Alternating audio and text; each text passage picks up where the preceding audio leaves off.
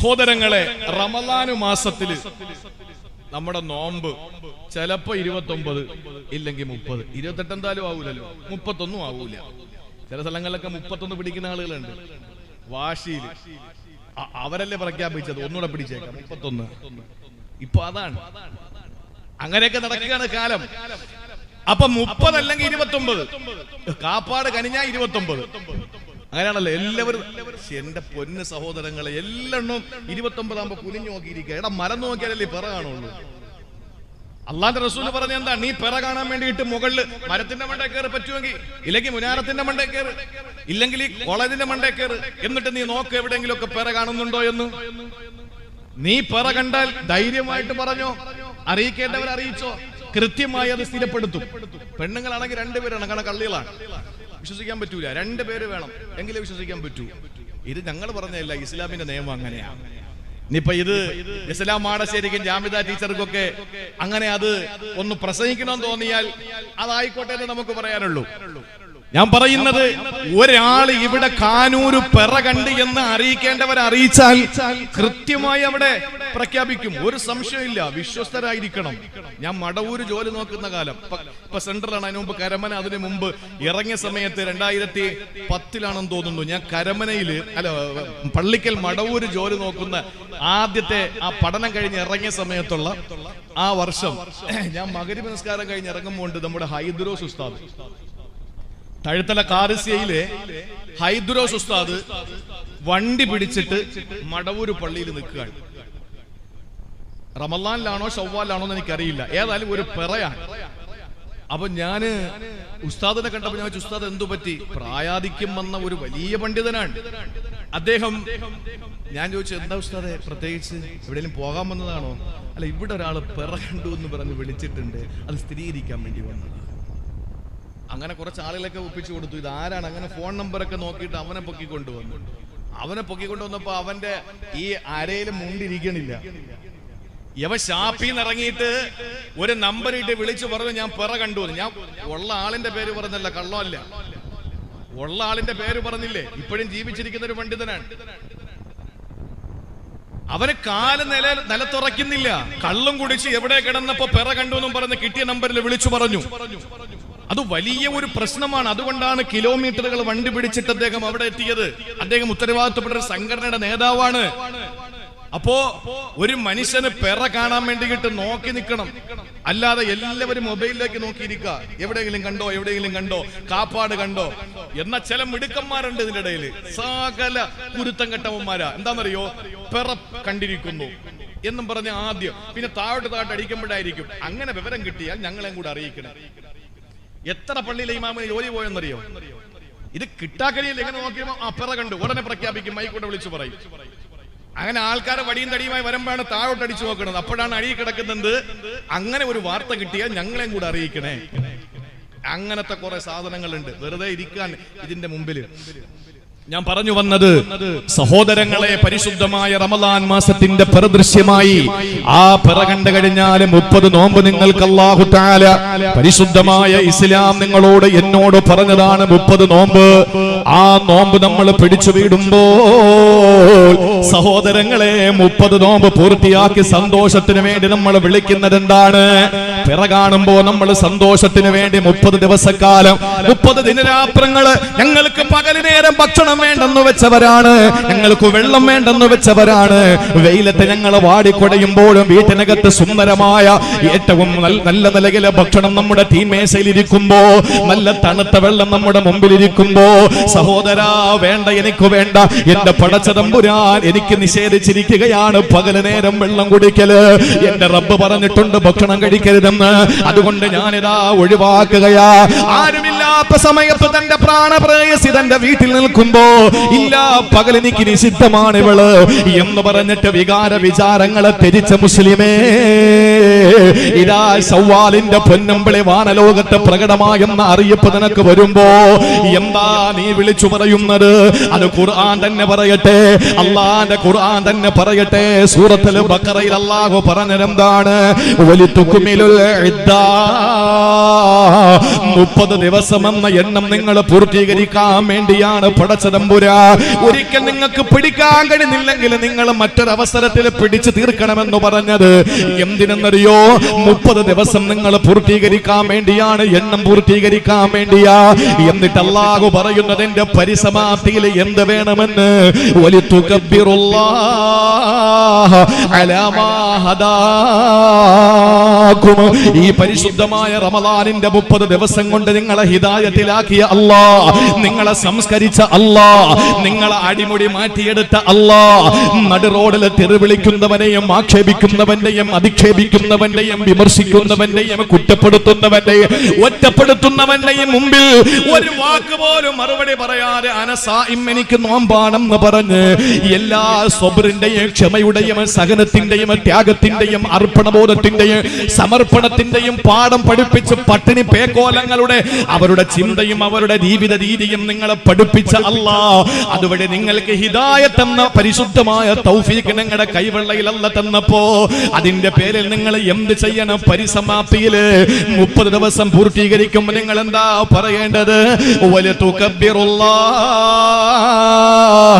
നിങ്ങൾ പറയേണ്ടത് അല്ലാഹു അക്ബർ, അല്ലാഹു അക്ബർ, അല്ലാഹു അക്ബർ, ലാ ഇലാഹ ഇല്ലല്ലാഹു, അല്ലാഹു അക്ബർ, അല്ലാഹു അക്ബർ, വലില്ലാഹിൽ ഹംദ്. പരിശുദ്ധമായ തക്ബീർ ചൊല്ലി നിങ്ങൾ സന്തോഷിച്ചോ? റമളാനിന്റെ മാസപ്പിറവി കണ്ടത് മുതൽ നോമ്പ് പിടിച്ചിട്ട് എണ്ണം പൂർത്തിയാകുമ്പോ നിങ്ങൾ തക്ബീർ ചൊല്ലിയിട്ട് പരിസമാപ്തിയിലെത്തിക്കോ. വലഅല്ലകും തശ്കുറൂൻ. അല്ലാഹുവോട് നന്ദിയുള്ളവൻ അങ്ങനെയാണ്. അല്ലാതെ 30 ദിവസം നിങ്ങൾ നോമ്പ് പിടിച്ചിട്ട് ഈ ശവ്വാലിന്റെ അന്ന് നിങ്ങൾ കള്ള് കുടിക്കാൻ പോകലല്ല. 30 ദിവസം നിങ്ങൾ പൂട്ടിവെച്ചിരുന്ന നിങ്ങളുടെ വികാരത്തിന്റെ കെട്ടഴിച്ചിട്ട് നിങ്ങൾ മോശമായ പാത തെരഞ്ഞെടുക്കലല്ല. ശൈത്താനെ ചങ്ങലക്കിട്ട് വെച്ചിരിക്കുന്ന 30 ദിനരാത്രങ്ങളില് ശൈത്താന്റെ ചങ്ങലയെ കെട്ടുപൊട്ടിച്ചെറിഞ്ഞിട്ട് തിയേറ്ററിലേക്ക് ഓടലല്ല, കള്ള് ഷാപ്പിലേക്ക് ഓടലല്ല, വ്യഭിചാരശാലയിലേക്ക് ഓടലല്ല. ഈ 30 ദിവസക്കാലം ഞാൻ അനുഷ്ഠിച്ച, ഞാൻ ആവാഹിച്ചെടുത്ത, സ്വാംശീകരിച്ചെടുത്ത തഖ്വയുണ്ടല്ലോ, അത് ഒരൊറ്റ പകല് കൊണ്ട് പെരുന്നാളിന് നഷ്ടപ്പെടുത്തരുത്. അന്ന് നീ പറയേണ്ടത് മോനെ അല്ലാഹു അക്ബർ, അല്ലാഹു അക്ബർ, അല്ലാഹു വലിയവനാണ്, അവൻ വലിയവനാണ്. ഇന്നലെ ഈ സമയത്ത് എനിക്ക് ഭക്ഷണം കഴിക്കൽ ഹറാമാക്കിയ അല്ലാഹ് ഇന്ന് ഈ സമയത്ത് ഭക്ഷണം കഴിക്കാതിരിക്കൽ ഹറാമാക്കി. സുബ്ഹാനല്ലാഹ്. ഇന്നലെ ഈ സമയത്ത് പകൽ നേരത്ത് ഭക്ഷണം കഴിക്കുന്നത് ഹറാമാക്കി എന്റെ അല്ലാഹ് ഇന്ന് ഈ പെരുന്നാളിന്റെ അന്ന് ഭക്ഷണം കഴിക്കാതിരിക്കുന്നതിനെ ഹറാമാക്കി. അല്ലാഹു അക്ബർ, അല്ലാഹു അക്ബർ. അല്ലാഹ് എത്ര അത്യുന്നതനാണ്, അല്ലാഹു എത്ര വലിയവനാണ്. നോക്ക്, പെരുന്നാളിന്റെ അന്ന് നോമ്പ് പിടിക്കൽ ഹറാം, പച്ച ഹറാം, നിഷിദ്ധമാക്കപ്പെട്ടിരിക്കുന്നു. 30 ദിവസം കൂടെ നോമ്പ് പിടിച്ചിട്ട് ഇനി ഒരു ദിവസം കൂടെ അങ്ങോട്ട് നോമ്പ് പിടിച്ചാൽ എന്തായി പോകും എന്ന് ചോദിക്കുന്ന ആളുകളുണ്ട്. അന്ന് ഹറാമാണ്, അന്ന് പിടിക്കരുത്, അന്ന് നിഷിദ്ധമാണ്, അന്ന് നിനക്ക് ശിക്ഷ കിട്ടും, നീ കഴിക്കണം. അന്ന് എത്രത്തോളം? പള്ളിയിൽ പോകുമ്പോ എന്തെങ്കിലും കഴിച്ചിട്ട് പോകണം, എന്തെങ്കിലും നിങ്ങൾ കഴിച്ചിട്ട് പോകണം. പെരുന്നാളിന്റെ അന്ന്, ചെറിയ പെരുന്നാളിന്റെ അന്ന് അത് സുന്നത്താണ്. എന്തെങ്കിലും നിങ്ങളൊന്ന് കഴിച്ചിട്ട് പോകണം. ഇമാമൊക്കെ പെരുന്നാളിന്റെ തലേ ദിവസം പ്രത്യേകിച്ച് ഇശാക്ക് വിളിച്ചിട്ട് പറയും, സഹോദരങ്ങളെ, നാളെ രാവിലെ പെരുന്നാൾ നിസ്കാരമാണ്, എന്തെങ്കിലും ഒന്ന് കഴിച്ചിട്ട് വരണേ എന്ന് പറയും. അപ്പൊ ഇമാമ വിചാരിക്കുന്നത് എന്താ? പാവം, അദ്ദേഹം പറഞ്ഞു കൊടുത്താലേ അവര് കഴിക്കൂ, അല്ലാതെ ഒന്നും കഴിക്കാതെയാണ് പാവങ്ങൾ വരുന്നതെന്നാ ചിന്തിക്കുന്നത്. ബലി പെരുന്നാളിലോ ഒന്നും കഴിക്കാതെ വരലാണ് സുന്നത്ത്. കാരണം എന്താ? ഒരു ദിവസം, തലേ ദിവസം അറഫ നോമ്പ് മാത്രമേ പിടിച്ചോളൂ, ബാക്കിയൊക്കെ തിന്നു കിടക്കല്ലായിരുന്നു. അപ്പൊ അതുകൊണ്ട് നിങ്ങൾ തിന്നാതങ്ങ് പോന്നേ, സന്തോഷത്തിന്റെ ഇബാദത്ത് ചെയ്തിട്ട് നിങ്ങൾക്ക് പോയി കഴിക്കാം. അതിന് വേറെ ഹിക്മത്തുണ്ട്, യുക്തിയുണ്ട്. ഞാൻ പറഞ്ഞത് പരിശുദ്ധ റമളാൻ മാസത്തിന്റെ പരിസമാപ്തിയിൽ നമ്മൾ സന്തോഷം പങ്കിടേണ്ടത് എങ്ങനെയാണ്? ഈ റമളാൻ മുതൽ അങ്ങനെ ആകണം, ഈ റമളാൻ മുതൽ അങ്ങനെ ആകണം. തക്ബീർ ചൊല്ലി പിറ കണ്ടു എന്ന് ബോധ്യം വന്നാൽ, അല്ലെങ്കിൽ ശഅബാൻ 30 പൂർത്തിയായി, റമളാൻ 30 പൂർത്തിയായി, ശവ്വാൽ മാസത്തിന്റെ ആ രാവ് പ്രവേശിക്കുന്നത് മുതൽ തക്ബീർ ചൊല്ലണം. എന്തിനാണ്? അല്ലാഹു അക്ബർ, അല്ലാഹു അക്ബർ. അതാണ് അന്നത്തെ ഏറ്റവും വലിയ ഇബാദത്ത്. എപ്പോഴും തക്ബീർ. അല്ലാഹു പറഞ്ഞു വലി തുകബ്ബിറുല്ലാഹ്, അല്ലാഹുവിനോട് നിങ്ങൾ തക്ബീർ ചൊല്ലി. ഇത് ചെറിയ പെരുന്നാളിന്റെ കാര്യം. അങ്ങനെ 2 മാസം കൂടി കഴിഞ്ഞു. 2 മാസം കൂടി കഴിഞ്ഞു. സഹോദരങ്ങളെ, കടന്നു വരുന്ന ഏത് ദിവസമാണ്? യൗമുൽ അദ്ഹാ. ശവ്വാൽ കഴിഞ്ഞ് ദുൽഖഅദ കഴിഞ്ഞ് ദുൽഹിജ്ജയത്തി. മനുഷ്യനാഗരികതയുടെ പ്രഭിരാമകന സയ്യിദുനാ ഖലീലുല്ലാഹ്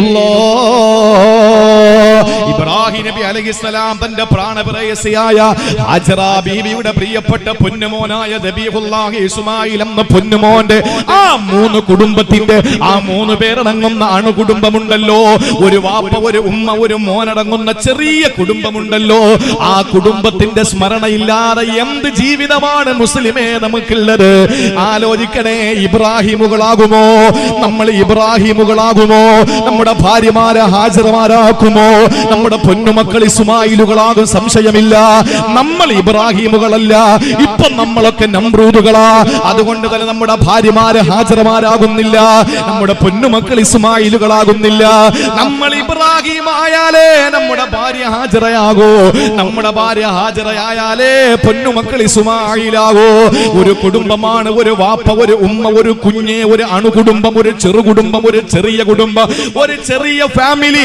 ആ ഫാമിലിയെ ഓർക്കാത്ത കൊല്ലങ്ങളുണ്ടോ?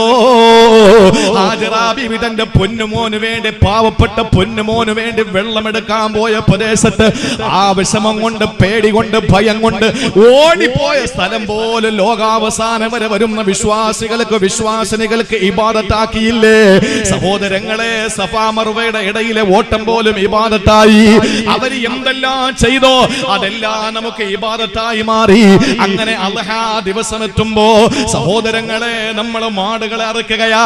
ഇനി ഏവനറുക്കണ്ടെന്ന് പറഞ്ഞാലും നമ്മൾ അറുക്കാതിരിക്കോ? അല്ലാഹുവിന്റെ പരിശുദ്ധമായ ഖുർആൻ നമ്മളോട് പറഞ്ഞതെന്താണ്?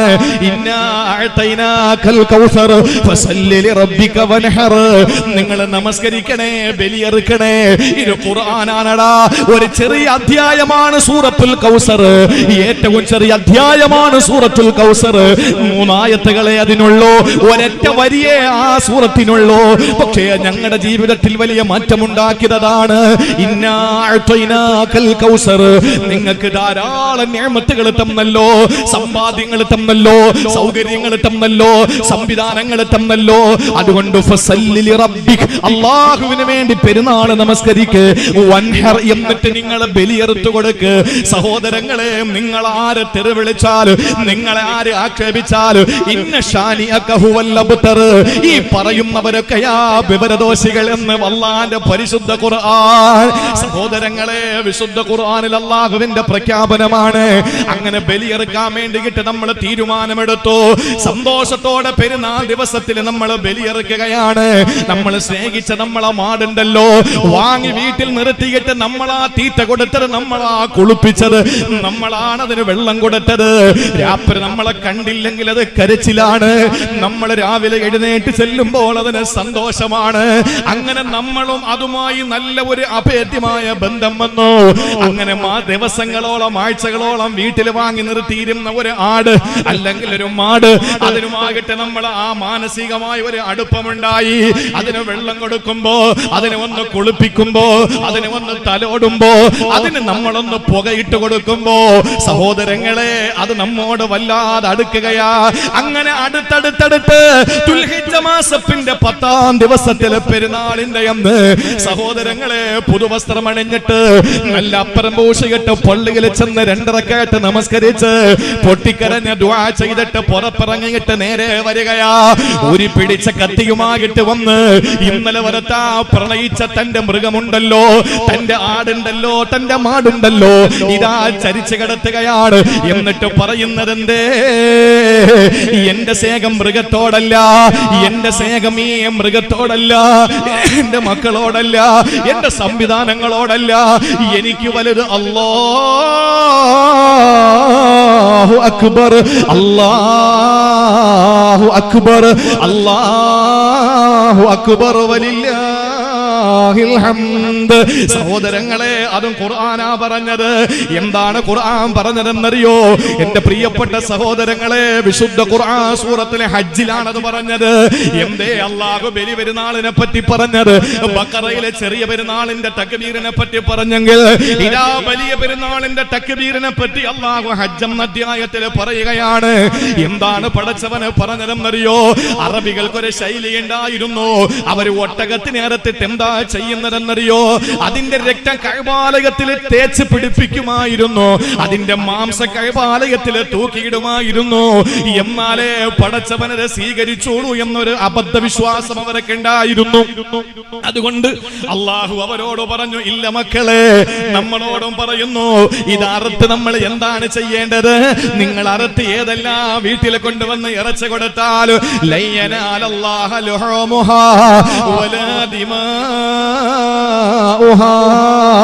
അതിന്റെ രക്തവും അവന്റെ മാംസവും പടച്ചവന്റെ അടുത്ത് എത്തുന്നില്ല.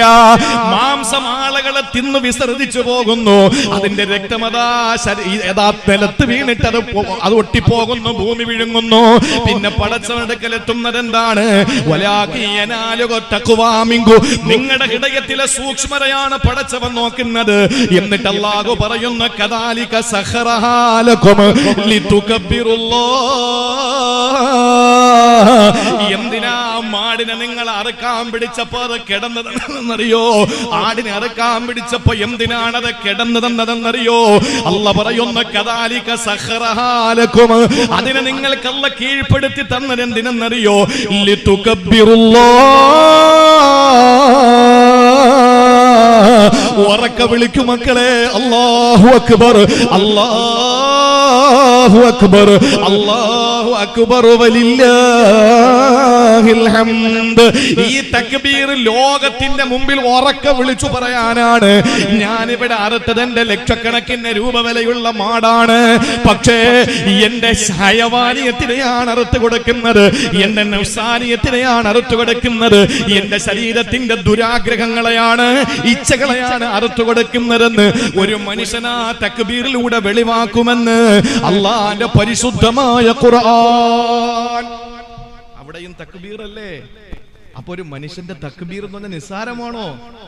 എന്റെ പ്രിയപ്പെട്ട സഹോദരങ്ങളെ, അന്ന് നമ്മൾ അറുത്തു കൊടുക്കുന്നു. എന്തിനാ അറുക്കുന്നത്? അറുത്തു കൊടുക്കുമ്പോ ഹാജിമാരുടെ അന്നത്തെ പ്രധാനപ്പെട്ട അമല് 3 അല്ലേ? ഹജ്ജിന് പോയവർക്ക് അറിയുമല്ലോ. ദുൽഹജ്ജ 10 അവരുടെ പ്രധാനപ്പെട്ട അമൽ എന്താണ്? 1 ജംറയിലെ കല്ലേറ്, 2 തലമുണ്ടനം ചെയ്യൽ, 3 ബലിയർക്കൽ. അല്ലേ? എന്താ അവര് ചെയ്യുന്നറിയോ? ജംറയിലെ കല്ലേറിലൂടെ ഹൃദയത്തിൽ നിന്ന് ശൈത്താനിയത്തിനെ പിഴുതെറിയ. ശൈത്താനെയാണല്ലോ എറിഞ്ഞോട്ടിക്കുന്നത്. തലമുണ്ടനം ചെയ്യുന്നതിലൂടെ മനുഷ്യന്റെ നഫ്സാനിയത്തിനെ മാറ്റിവെക്കുകയാണ്, ദുരാഗ്രഹങ്ങളെ മാറ്റിവെക്കുകയാണ്. തലമുണ്ടനം ചെയ്ത് എന്ന് പറഞ്ഞാൽ അവനവന്റെ ജീവിതത്തിന്റെ ഒരു ഭാഗം, അവന്റെ ശരീരത്തിന്റെ ഒരു ഭാഗം അവൻ നീക്കം ചെയ്യുന്നതിലൂടെ നഫ്സാനിയത്തിനെ അവൻ മാറ്റിവെക്കുകയാണ്. പിന്നുള്ള ഏതാ? ബലിമൃഗം. അത് അറുത്തു കൊടുക്കുന്നതിലൂടെ അവന്റെ ഉള്ളിലുള്ള ഹയവാനിയത്തിനെയും അവൻ മാറ്റുകയാണ്. അപ്പൊ അങ്ങനെയൊക്കെ ചെയ്യുമ്പോഴാണ് ഒരു ഹാജ് തിരിച്ചു വരുമ്പോ ഉമ്മ പ്രസവിച്ച ദിവസം പോലെ വരുന്നത്. അല്ലാതെ അവിടെ പോയി ഹജ്ജും ചെയ്ത് ഇവിടെ വന്ന് പലിശയും കൊടുത്ത്, അവിടെ പോയി ഹജ്ജും ചെയ്ത് ഇവിടെ വന്ന് ലോട്ടറി എടുക്കുന്നവന്റെ തലമുണ്ടനം ചെയ്താൽ കുറച്ച് മുടി പോയി, അല്ലാതെ ഒന്നും കിട്ടിയില്ല. ജംറയിൽ എറിഞ്ഞു എന്ന് വെച്ചിട്ട് കുറച്ച് കല്ല് നഷ്ടം വന്ന്, അല്ലാതെ ഒന്നുമില്ല. ഒരു മാടിനെ അറുത്തു കൊടുത്തു എന്ന് പറഞ്ഞിട്ട് കശാപ്പുകാരന് കാശും കിട്ടി, കുറെ പാവങ്ങൾക്ക് ഇറച്ചിയും കിട്ടി, നിനക്കൊന്നും കിട്ടിയില്ല. എന്താ സംഭവിക്കുന്നത്? അപ്പൊ ജീവിതത്തില് നമുക്ക് ബലി പെരുന്നാളിന്റെ അന്നും അല്ലാഹു തആല നമുക്ക് തക്ബീർ ശരിയാക്കി തന്നു, അല്ലേ? നിങ്ങൾ കേട്ടോളെ, 1 മണിക്കൂർ പിന്നിടുകയാണ്. ഞാൻ പറയുന്നു എന്റെ പ്രിയപ്പെട്ട സഹോദരങ്ങളെ, തക്ബീർ നമ്മുടെ ജീവിതത്തിന്റെ, അല്ലാഹു അക്ബർ നമ്മുടെ ജീവിതത്തിന്റെ ഭാഗമാണ്. മുസ്കാൻ എന്ന് പറയുന്ന ഒരു പെണ്ണ് വിളിച്ചു എന്ന് പറഞ്ഞിട്ട് അത് ചെറുപ്പക്കാരാകുന്ന കുറെ വാടക ഗുണ്ടകളുടെ മുന്നിലാണ് വിളിച്ചത്, വർഗീയ ശക്തികളുടെ മുന്നിലാണ് വിളിച്ചത് എന്ന് കരുതിയിട്ട് നമുക്ക് അല്ലാഹു അക്ബർ എന്ന് പലർക്കും പറയാൻ വേണ്ടിയ പേടിയാണ്. NRC സമരം വന്നപ്പം പറയാൻ അല്ലാഹു അക്ബർ ആരും വിളിക്കരുത്. എന്താ വിളിച്ച പ്രശ്നം? രാജ്യത്തിന്റെ സ്വാതന്ത്ര്യത്തിന് വേണ്ടിയിട്ട് പോരാടിവരും വിളിച്ചതല്ലേ? നമ്മൾ എന്തിനാ പേടിക്കുന്നത്? അള്ളാഹു അല്ലാതെ വേറെ ആരെങ്കിലും വലുതുണ്ടോ? ലോകത്ത് വേറെ ഏതെങ്കിലും വലുതുണ്ടോ? സഹോദരങ്ങളെ, യുദ്ധമുഖത്ത്, സമരമുഖത്ത്, ശത്രുവിന്റെ മുമ്പിൽ വിളിച്ചത് അല്ലാഹു അക്ബർ ആയിരുന്നു. ഇന്ത്യയുടെ, ലോകത്തിന്റെ, ഇസ്ലാമിന്റെ പരിശുദ്ധമായ പാരമ്പര്യം അത് തന്നെയാണ്. ശത്രുക്കളുടെ മുമ്പിൽ വിളിച്ചത് എന്താണ്? ഒരു കവിത, ഞാൻ ആമുഖമായി പറഞ്ഞൊരു കവിത ഉണ്ടല്ലോ, ബൈത്ത്. അതിൽ പറയുന്നത് ശത്രുക്കളുടെ മുന്നിലേക്ക് ഇറങ്ങി പോകുമ്പോ അവർ വിളിച്ചത് അങ്ങനെയാണ്. എന്തായിരുന്നു? അല്ലാഹു അക്ബർ ഫൗക ഖൈരിൽ മുഅ്തദി വല്ലാഹു ലിൽ മദ്ലൂമി ഖൈറു മുഅയ്യദി അനബിൽ യഖീനി വബിസ്സിലാഹി സഅഫ്തദി ബലദി വനൂറുൽ ഹഖ് യസ്തഉ ഫീദി. എന്താണ് അതിന്റെ അർത്ഥമെന്നറിയോ? അല്ലാഹു അക്ബർ ഫൗക കുല്ലിൽ മുഅ്തദി ഖൈരിൽ മുഅ്തദി. ശരീരത്തിന്റെ ജീവിതത്തിൽ ശാരീരികമായ അധപ്പതനത്തില്, ജീവിതത്തിൽ മാനസികമായ അധപ്പതനത്തില്, സാംസ്കാരികമായ മൂല്യച്യുതിയിൽ നിന്ന് അസാൻമാർഗികമായ നിലയിൽ ജീവിച്ചുകൊണ്ട് എല്ലാ സീമകളും ലംഘിച്ചുകൊണ്ട് നടക്കുന്ന ഒരു മനുഷ്യനുണ്ടല്ലോ, ചതിയനാണ്, അവന് പരിധി വിട്ടവനാണ്, അവൻ വരയ്ക്ക് പുറത്തായവനാണ്. ആ മനുഷ്യന്റെ ചതിയുടെ മുകളിലാണ് അല്ലാഹു അക്ബർ എന്ന വാചകമുള്ളതത്രേ. അല്ലാഹു അക്ബർ ഫൗക ഖൈരിൽ മുഅ്തദി. ചതിയന്മാരുടെ ചതിയുടെ മുകളിലാണ് അല്ലാഹു അക്ബർ. സഹോദരാ, തീരുന്നില്ല. വല്ലാഹു ലിൽ മദ്ലൂമി ഖൈറു മുഅയ്യദി. അല്ലാഹു എന്ന് പറയുന്നത് മർദിതന് ഏറെ ആശ്രയിക്കാൻ പറ്റിയ ഖൈറായ അവലംബമാണത്രേ. ആരാണ് മർദിതനുള്ളത്? മർദകന്റെ മുമ്പിൽ കൈകൂപ്പി നിൽക്കുന്ന മർദിതന്റെ മുന്നിൽ ആരാണ് അഭയത്തിനുള്ളത്, സഹായത്തിനുള്ളത്? അല്ലാഹു മാത്രമല്ലേ സഹായത്തിനുള്ളൂ. അർപ്പിക്കാൻ അവന്റെ മുമ്പിൽ മാത്രമല്ലേ കഴിയുള്ളൂ. സഹോദരങ്ങളെ, അബസീനയിൽ നിന്ന് ഹിജ്റ പോയിട്ട് വന്ന സമൂഹത്തോട്, സംഘത്തോട് അഷ്റഫുൽ ഖൽഖ് ചോദിക്കുകയാണ്, നിങ്ങൾ പോയപ്പോ, നിങ്ങൾ മടങ്ങി വന്നപ്പോൾ എന്തെങ്കിലും അത്ഭുതങ്ങൾ നിങ്ങൾ കണ്ടിരുന്നോ? ആ സമയത്ത് എത്യോപ്യയിൽ പോയി ഹിജ്റ കഴിഞ്ഞ് തിരികെ വന്ന ആളുകൾ പറഞ്ഞു, യാ റസൂലല്ലാഹ്, ഒരു ഉമ്മയെ ഞങ്ങൾ കണ്ടു നബിയേ. ആ ഉമ്മയുടെ തലയിൽ ഒരു കുടം വെള്ളമുണ്ടായിരുന്നു. വൃദ്ധയാണ്, പാവപ്പെട്ട ഉമ്മയാണ്. ആ വൃദ്ധയായ ഉമ്മ നടന്നു വരുമ്പോൾ തലയിൽ ഒരു കുടം വെച്ചിട്ട് വെള്ളവുമാകിട്ട് വരികയാ. ആരോഗ്യ ദൃഢഗാത്രനായ ഒരു മല്ലനായ ഒരു ചെറുപ്പക്കാരൻ, ക്രിമിനലാണ്. അവന് ഓടി വന്ന ഉമ്മയെ മറിച്ചിട്ടു നബിയേ. ആ പ്രിയപ്പെട്ട ഉമ്മ നിലത്തു വീണു റസൂലേ. എന്നിട്ട് കാലിന്റെ മുട്ട് നിലത്തിടിച്ചു, രക്തമൊടിച്ചു വന്നു നബിയേ. ആ കുടം നിലത്തു വീണ് പൊട്ടിയിട്ട് വെള്ളം പോയി നബിയേ. അല്ലാഹുവിന്റെ ഹബീബ് കണ്ണ് നിറഞ്ഞ് കേൾക്കുകയാ. സഹാബത്ത് പറഞ്ഞു, യാ റസൂലല്ലാഹ്, ആ മനുഷ്യൻ ഒരു കൂസലുമില്ലാതെ നടന്നുപോയി. അപ്പോഴി എന്ത് പറഞ്ഞു ആ ഉമ്മ സഹാബ? ആ സമയത്ത് നബി തങ്ങളോട് സഹാബ പറയുകയാ, നബിയെ, ആ ഉമ്മ എഴുന്നേറ്റ് നിന്നിട്ട് രണ്ട് കരങ്ങൾ ആകാശത്തിലേക്ക് ഉയർത്തിയിട്ട് ദുആ ചെയ്തു, റബ്ബേ, ഞാൻ നിരാലംബയാ, ഞാൻ പടച്ചവനെ അബലയാ, ഞാനൊരു പീഡിപ്പിക്കപ്പെട്ടവളാ, ഈ മനുഷ്യന് കൂസാതെ പോകുന്നല്ലോ. എടോ, നിന്നെ ഞാൻ പരലോകത്ത് കാണാ, എന്റെ പടച്ചവന്റെ മുമ്പിൽ നിന്നെ ഞാൻ മറുപടി പറയിപ്പിക്കുമടാ, എന്റെ റബ്ബിന്റെ മുമ്പിൽ നീ കണക്ക് പറയണമടാ. ഇന്ന് ഞാൻ മർദ്ദിതയാടാ, നീ മർദ്ദകനാണ്, നീ മർദ്ദിച്ചിട്ട് എന്നെ അവശയാക്കിയിട്ട് നീ കടന്നു പോയി കളഞ്ഞല്ലോ. നീ പൊക്കോടാ, നാളെ റബ്ബിന്റെ കോടതിയിൽ, അർശിന്റെ സിംഹാസനത്തിൽ കുർസിയിൽ ഇരിക്കുന്ന എന്റെ പടച്ചവന്റെ കോടതിയിൽ വെച്ച് നിന്നെ ഞാൻ എടുത്തോളാം എന്ന് പറഞ്ഞപ്പോ അല്ലാഹുവിന്റെ ഹബീബ് പറയുന്നു, സഹാബ, ആ ഉമ്മ അങ്ങനെ പറഞ്ഞിട്ടുണ്ടെങ്കിൽ അവന്റെ കാര്യം പോക്കാണ്, അവന്റെ കാര്യം വല്ലാത്ത കഷ്ടമാ. കാരണം എന്തെന്നറിയോ? മർദിതന്റെ ദുആ അല്ലാഹു പെട്ടെന്ന് അങ്ങ് സ്വീകരിക്കുന്നതാ. കാരണം ലൈസ ബൈനഹു വ ബൈനല്ലാഹി ഹിജാബ്. അല്ലാഹുവിന്റെയും മർദിതന്റെയും ഇടയിൽ മറകളൊന്നുമില്ല. പാവപ്പെട്ട ബീഹാരിയായ ഖലീലുർ റഹ്മാൻ എന്ന സഹോദരന്റെ കയ്യിൽ നിന്ന് പിടിച്ചു പറിച്ചിട്ട്, സഹോദരങ്ങളെ, അവന്റെ സമ്പാദ്യം മുഴുവനും പിടിച്ചു പറിച്ചിട്ട് ഒരു 16-ാം തീയതി ബന്ധുക്കളെ വിളിച്ചിട്ട് പറയുന്നു, 5 ലക്ഷം തന്നാൽ ഖലീലിനെ വിട്ടുതരാ. അവരെവിടം എടുക്കാനാ പൈസ, എവിടം സംഘടിപ്പിക്കാനാ? ഓടി നടന്ന് ബന്ധുക്കൾ കുറച്ച് പൈസ ഉണ്ടാക്കി തന്റെ ജീവന്റെ ജീവനായ ഖലീലുർ റഹ്മാനെ തിരിച്ചു കിട്ടണമല്ലോ. 19-ാം തീയതി അറിയുന്നു, ഒരു കായലിന്റെ കരയിൽ കുഴിച്ചിട്ടിരിക്കുന്നത്രേ. ഓടിച്ചെന്ന് നോക്കുമ്പോ സുബ്ഹാനല്ലാഹ്, ശരീരം മുഴുവനും ഉപ്പ് വിതറിയിട്ട് പെട്രോൾ ഒഴിച്ച് കപ്പിച്ച് കളഞ്ഞിരിക്കുകയാണ് ബോഡി. എന്നിട്ട് കുഴിച്ചിട്ടിരിക്കുന്നു. ഈ മർദ്ദകരായ ഫാസിസ്റ്റുകൾ എന്താ ചെയ്തതെന്നറിയോ? ഇതെല്ലാം വീഡിയോ പിടിച്ചെടുത്തു. എന്നിട്ട് പരസ്യമായിട്ട് ആ ഖലീലിനോട് ചോദിക്കുകയാ, നിന്റെ ഖുർആനിൽ എവിടെയാണ് പോപ്പിറച്ചി തിന്നാൻ പറഞ്ഞിട്ടുള്ളത്? എവിടെയാണ് പോപ്പിറച്ചി തിന്നാൻ നിന്റെ ഖുർആനിൽ പറഞ്ഞിട്ടുള്ളത്? ആ പാവപ്പെട്ടവൻ പറയുന്നു, ഞാൻ കഴിച്ചില്ലല്ലോ.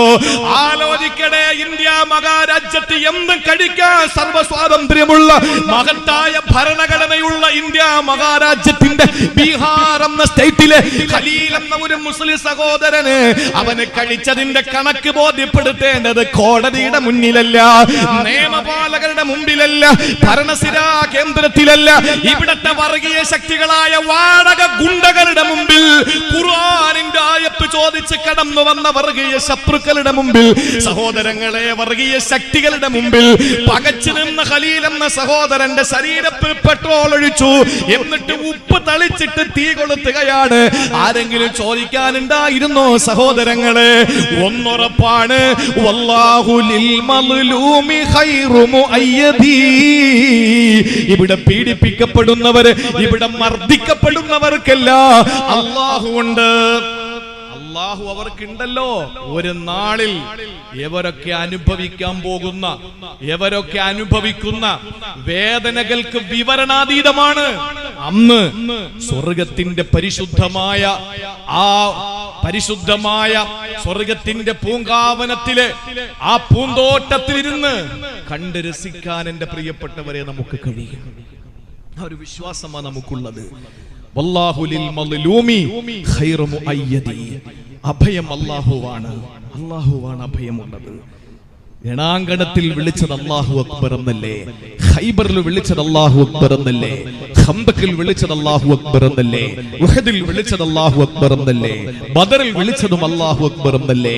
ഹുദൈബിയയിൽ വിളിച്ചതും അല്ലാഹു അക്ബർ എന്നല്ലേ? മത്താഫിൽ വിളിക്കുന്നതും അല്ലാഹു അക്ബർ എന്നല്ലേ? മസ്അയിൽ വിളിക്കുന്നതും അല്ലാഹു അക്ബർ എന്നല്ലേ? പിന്നെ എന്താ നമുക്കൊരു മടി? നമ്മുടെ മുൻഗാമികൾ ഇന്ത്യയുടെ സ്വാതന്ത്ര്യം വീണ്ടെടുത്തപ്പോൾ അവര് വിളിച്ചു പറഞ്ഞതും അല്ലാഹു അക്ബർ. അല്ലാഹു വലിയവനാണ്, ഞങ്ങളുടെ അല്ലാഹു വലിയവനായ അല്ലാഹു ഞങ്ങളോട് പറഞ്ഞു, ഈ രാജ്യം നിങ്ങൾ വിട്ടുകൊടുക്കരുതെന്ന്. കഷ്ടപ്പെട്ട് പോരാടി നേടിയെടുത്തതാ ഈ ഇന്ന് നമ്മൾ അനുഭവിക്കുന്ന സ്വാതന്ത്ര്യം. ഞാൻ പറഞ്ഞു വന്നത്, ഒരാളും ഈ അല്ലാഹു അക്ബറിനെ ഒരു സ്ഥലത്ത് മാറ്റി വെക്കണ്ട. ഒരു സ്ഥലത്ത് നിങ്ങൾ മാറ്റി വെച്ചോളി, ബാത്റൂമിൽ കയറുമ്പോൾ. ബാക്കിയൊക്കെ ജീവിതത്തിൽ പ്രാവർത്തികമാക്കുക. അല്ലാഹു തൗഫീഖ് തരട്ടെ. അല്ലാഹു തൗഫീഖ് നൽകി അനുഗ്രഹിക്കുമാറാവട്ടെ. സഹോദരങ്ങളെ, എവിടെയും നമുക്ക് പറയാം, എന്താ ഖുർആനിന്റെ ആഹ്വാനം വന്നത്? ഹിറാ ഗുഹയിൽ നിന്ന് പേടിച്ചു വിറച്ച് കഷ്ടപ്പെട്ട് എങ്ങനെയെങ്കിലുമൊക്കെ ഒരു ഭാര്യയുടെ അർപ്പണം അവിടെയാണ് ചിന്തിക്കേണ്ടത്. ഒരു ഭാര്യയുടെ സമർപ്പണം. അപ്പുറത്തെ പുരയിടത്തിൽ ജോലിക്ക് നിൽക്കുന്ന ഭർത്താവിന് 11 മണിക്ക് കഞ്ഞിവെള്ളത്തിന് വേണ്ടി വിളിക്കുമ്പോ തൊഴുത്തിൽ നിൽക്കുന്ന പശുവിന് കാടി കൊടുക്കുന്ന ഒരു ആദരവെങ്കിലും ഒരു പെണ്ണ് കാണിക്കുവോ? എന്ത് ലോകത്ത് നടക്കുന്നെന്താ? ലോകത്ത് ഒരു സുന്ദരിയായ പെണ്ണ്, എന്തൊരു സൗന്ദര്യമാണ്! സുന്ദരി, അതീവ സുന്ദരിയായ പെണ്ണ് ഒരു കോന്തന്റെ കൂടെ ഒളിച്ചോടിയിരിക്കുന്നു. ഇവളുടെ ഭർത്താവ് ഗൾഫിലാണ്. എടാ, വൃത്തിയുള്ള ഒന്നിൻ്റെയോടൊപ്പം പോയി എന്തൊരു കോലമാണ് ഇത്! ഇതിനെ എങ്ങനെ ഇഷ്ടപ്പെടും? ഈ പെണ്ണ് കോങ്കണ്ണുണ്ടോ? ഈ പെണ്ണ് എന്താ പറ്റിയത്? ഗൾഫുകാരന്റെ ഭാര്യ, സുന്ദരിയായൊരു പെണ്ണ്. ഇന്നലെ ഒരു ചെറുപ്പക്കാരൻ ഉസ്താദെ ഒരു ഉസ്താദ് കൊണ്ട് അന്ന് ജുമയ്ക്ക് പോയപ്പോ പള്ളിയിലെ ഉസ്താദ് കാണിച്ചതാണ്. നോക്കി ഉസ്താദെ, ഇതാണ് ഒരു ഗൾഫുകാരന്റെ ഭാര്യ ഒളിച്ചോടി. എന്റെ തൊട്ട് താഴെ ഈ പുതിയ ആപ്പിളുടെ ഫോട്ടോയും വെച്ചിരിക്കും. അവനെ കണ്ട പിന്നെ ഒരാഴ്ചത്തേക്ക് നമ്മളൊന്നും കഴിക്കൂല. ഉള്ള കാര്യം പറയാം. ഇങ്ങനെ കോലം ഉണ്ടാവും മനുഷ്യന്. ആ നിലയ്ക്ക് ഒരു ഈ ഒട്ടുകറ കണക്കിരിക്കുന്ന ഒരു സാധനം. അങ്ങനെ ഈ ഒട്ടുകറ ഉണ്ടല്ല, ഈ റബ്ബർ വെട്ടിയിട്ട് പിന്നെ ഞാൻ അത് പറയുന്നത് നിങ്ങൾക്ക് വേണ്ടിയിട്ടല്ല. ഈ ലൈവ് കാണുന്ന മലബാർ, കാസർഗോഡ് ഒക്കെ ഉള്ള ആളുകളുണ്ട്, അവർക്ക് ഈ ഒട്ടുകറ എന്താണെന്നറിയില്ല. അത് നമ്മുടെ ഒരു ഭാഷയാണ്. എന്ന് പറഞ്ഞാൽ ഈ റബ്ബർ വെട്ടിയിട്ട് ഈ ചിരട്ടയിലിരിക്കുന്ന പാലെടുത്തിട്ട് ആ ഷീറ്റടിക്കാൻ കൊണ്ടുപോയി അതിനുശേഷം വീണ്ടും തുള്ളി തുള്ളിയായി വീണ് പിന്നെ ഇരിക്കുന്ന ഈ ചൂടും ഒക്കെ കേട്ടിട്ട് ഉരുകി ഇങ്ങനെ ഒരു സ്ഥലത്ത് ഇങ്ങനെ ഇരിക്കും ഒരു ഇച്ചിരി ഒട്ടുകറ. അത് കണക്കായിരിക്കണം ഈ കോണ്ടൻ. അവന്റെ കൂടെ ഒളിച്ചോടിയിരിക്കുന്നു. അപ്പോഴി 5 വർഷമായത്ര വിവാഹം കഴിഞ്ഞിട്ട് മക്കളില്ല. ആ ഒരവസ്ഥയിലേക്ക് എത്തപ്പെട്ടിരിക്കുകയാണ്. നിങ്ങൾ ആലോചിച്ച് നോക്കൂ, ഒരു പെണ്ണിന്റെ ത്യാഗം. 55 വയസ്സായ മുത്തശ്ശി മകന്റെ കുഞ്ഞിനെ കാമുകനെ ഏൽപ്പിച്ചിട്ട് എവിടെ പോയിട്ട് തിരിച്ചു വന്നപ്പോ യവനെടുത്ത് കക്കൂസിലെ ബക്കറ്റ് മുക്കിയിട്ട് കൊന്നു വെച്ചിരിക്കുകയാണ്. എന്നിട്ട് തോളത്തിട്ടിട്ട് മുലപ്പാല് 55 വയസ്സായ പെണ്ണിന് എങ്ങനെ മുലപ്പാല് പറയണത്? മുലപ്പാല് തൊണ്ടേ കുരുങ്ങിയിട്ട് ശ്വാസം നിലച്ചു പോയത്. ഒന്ന് ആലോചിച്ച് നോക്ക് എന്റെ സഹോദരങ്ങളെ, ഇതൊക്കെ എന്താ ഈ ലോകത്ത് നടക്കുന്നത്? ഇനി എന്താ നടക്കാൻ പോകുന്നത്? ഈ ഒരു അവസ്ഥയിലേക്ക് സമൂഹം എത്തപ്പെട്ടു പോയി. പറഞ്ഞിട്ട് കാര്യമില്ലാത്ത അവസ്ഥയായി. എന്തെങ്കിലും പറഞ്ഞാൽ സ്ത്രീകളെ ആക്ഷേപിച്ചു, വിമർശിച്ചു, കുറ്റപ്പെടുത്തി. അവർ സ്ത്രീ വിരുദ്ധരാണ്, അതാണ്, ഇതാണ്, ആനാണ്, പോത്താണെന്നും പറഞ്ഞ് പിന്നെ കുറെ സാംസ്കാരിക നായകന്മാർ, കുറെ ചാനൽ തമ്പുരാക്കന്മാർ, സോഷ്യൽ മീഡിയയിലെ പിന്നെ പിതൃത്വം അവകാശപ്പെടുന്ന കുറെ സക്കറിയമാര്, ഇങ്ങനെയൊക്കെ കുറെ എണ്ണം ഇറങ്ങിയിട്ടുണ്ട്. എന്റെ പ്രിയമുള്ള സഹോദരങ്ങൾ, വേണമെങ്കിലും മര്യാദയ്ക്ക് ജീവിച്ചോളി. അള്ളാഹു നമ്മളെ കാക്കട്ടെ.